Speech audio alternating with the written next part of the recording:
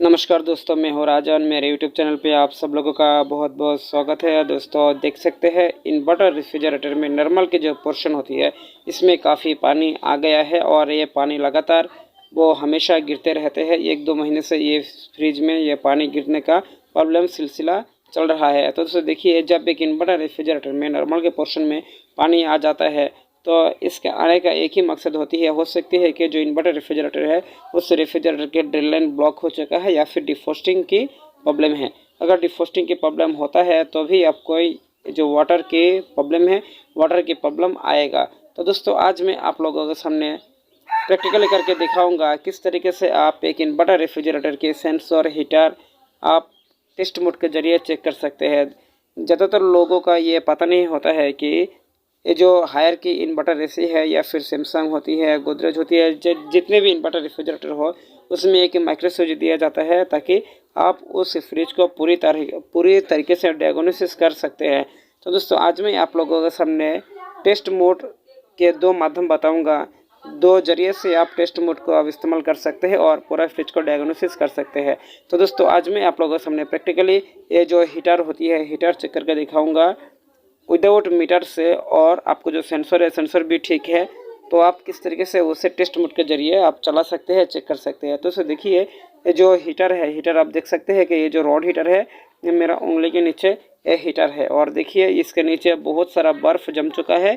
इसका मतलब है कि ये डिफ्रोस्टिंग में प्रॉब्लम है। तो अगर डिफ्रोस्टिंग सही तरीके से होता तो ये जो बर्फ़ है, बर्फ़ हमेशा ये मेल्ट रहता, इस जगह बर्फ़ नहीं जमा होता। तो देखिए ये काफ़ी बर्फ़ जम गया है। जमने की वजह से जब ये डिफ्रोस्टिंग होने का शुरुआत होती है तो इसका जो पानी है, पानी ये जो फोम है, फोम के बाहर आके ये पानी आपको जो नॉर्मल के पोर्शन है रेफ्रिजरेटर के साइड में आ जाता है। तो दोस्तों ये जो डिफ्रोस्टिंग का प्रॉब्लम है, डिफ्रोस्टिंग का प्रॉब्लम के लिए आपको चेक करना पड़ेगा हीटर। तो दोस्तों ये जो हीटर है, हीटर आप एम्पीयर मीटर से चेक कर सकते हैं, पर आज मैं आप लोगों के सामने बताऊंगा कि जो माइक्रो स्विच दिया जाता है पीसीबी में, पीसीबी के जरिए आप विदाउट आप मीटर से आप पूरे इससे डायग्नोसिस कर सकते हैं कि इसका सेंसर और जो हीटर है हीटर सही तरीके से काम कर रहा है कि नहीं। तो इससे देखिए ये जो माइक्रो स्विच है, इस माइक्रो स्विच के बदौलत आप ये काम कर सकते हैं। तो इसे देख सकते हैं कि ये जो 4 तार दिया गया है, 4 वायर है। एक में देख सकते हैं डिफ्रोस्ट हीटर DHT लिखा गया है, एक में न्यूट्रल, एक में कंप्रेशर और एक में N लिखा गया है। तो देखिए इस वक्त कंप्रेशर चल रहा है, 0.34 एम्पेयर ले रहा है। और दोस्तों आप देख सकते हैं एक जगह एक माइक्रो स्विच दिया गया है। इस माइक्रो स्विच के बदौलत से आप टेस्ट मोड को चला सकते हैं, इस्तेमाल कर सकते हैं। तो दोस्तों अगर आप इसे टेस्ट 1 देते हैं तो ये कंप्रेशर, सेंसर ये सब वगैरह आप चेक कर पाएंगे। अगर टेस्ट 2 मोड में देते हैं तो आप हीटर को चेक कर पाएंगे। तो दोस्तों देखिए जो आसान तरीका है, आसान तरीके आज मैं आप लोगों के सामने बताऊंगा ताकि आपको किसी भी इन्वर्टर एसी को चेक करने में कोई दिक्कत ना आए। तो जैसे देखिए जो इन्वर्टर एसी है, इन्वर्टर एसी ज़्यादातर लोग नहीं जानते हैं किस तरीके से वो उसे टेस्ट मोड में चला के सेंसर को, हीटर को चेक कर सकते हैं। अगर किसी भी वजह से आपके फ्रिज में डिफ्रोस्टिंग प्रॉब्लम आ गया है तो आप उसे चेक कर नहीं सकते हैं। जो भाई नहीं जानते हैं इस वीडियो को पूरा देखिए। आज मैं आप लोगों के सामने सही तरीके से किस तरीके से डिफ्रोस्टिंग किया जाता है आज मैं आप लोगों के सामने बताऊंगा। तो दोस्तों ये जो डिस्प्ले देख सकते हैं, डिस्प्ले के माध्यम से आप टेस्ट मोड में जा सकते हैं। तो दोस्तों आज मैं डिफ्रोस्टिंग के बारे में बताऊंगा कि आप जो डिस्प्ले है, डिस्प्ले मोड चेंज करके आप टेस्ट मोड चला सकते हैं। तो उसे देखिए सबसे पहले क्या करना पड़ेगा, ये जो कंपार्टमेंट की बटन है उससे प्रेस करके जो ऑप्शनल फंक्शन दिया गया है, फंक्शन ऑप्शनल, इसे 5 बार प्रेस करना है। प्रेस करने से टेस्ट मोड 1 में चला जाएगा। अगर टेस्ट मोड 2 देना चाहते हैं तो जो लॉक बटन है, लॉक बटन को दोबारा प्रेस करना पड़ेगा तो ये T2 में चला जाएगा। तो दोस्तों अभी ये डिफ्रोस्ट मोड में चला गया है और अभी कंप्रेशर बिल्कुल बंद हो गया है। तो दोस्तों अंदर जाके देखेंगे कि हीटर सही तरीके से काम कर रहा है कि नहीं, पीसीबी में से 220 वोल्ट हीटर के लिए निकल रहा है कि नहीं, और हीटर जो है हीटर ग्लो होता है कि नहीं, हीटर एनर्जाइज होता है कि नहीं। तो दोस्तों देखिए ये जो एम्पियर है, एम्पियर 0.66 एम्पियर ले रहा है। इसका मतलब है अंदर का जो हीटर है, हीटर ये बिल्कुल अभी वर्क में है, हीटर चल रहा है, हीटर ग्लो कर रहा है। तो दोस्तों उसे देखने के लिए आपको अंदर जाना पड़ेगा। अंदर मैं अभी आ गया हूँ। थोड़ी देर पहले आपने देखा कि जो बर्फ़ है काफ़ी हार्ड था। और अभी देखिए दोस्तों, डिफ्रोस्टिंग के दौरान देखिए जो अभी हीटर हीटिंग हो रहा है, हीटर ग्लो होता है। तो देखिए दोस्तों, ये जो आइस मेल्ट हो गया है। मेल्ट होने की वजह से आप देख सकते हैं कि इस जगह ये पानी सा जम गया है, लिक्विड इसमें आ गया है, पानी का लिक्विड आप देख सकते हैं।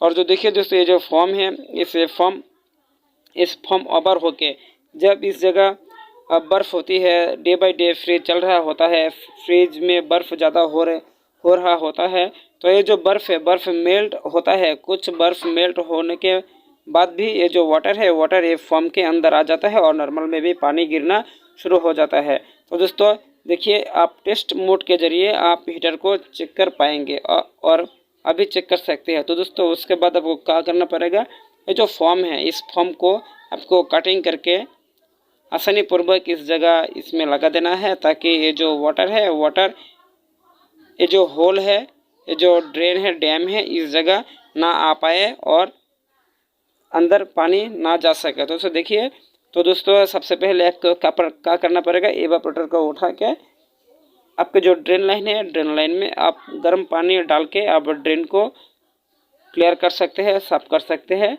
तो दोस्तों इस तरीके से अगर आप करते हैं तो आपको ये जो ड्रेन है, ड्रेन ब्लॉक नहीं होगा और आप आसानी से इसे काम ले सकते हैं। तो दोस्तों आज मैं आप लोगों के सामने दिखाया किस तरीके से आप इन्वर्टर रेफ्रिजरेटर को आप टेस्ट मोड के जरिए आप उसके हीटर चेक कर सकते हैं, डिफ्रोस्ट साइकिल चेक कर सकते हैं।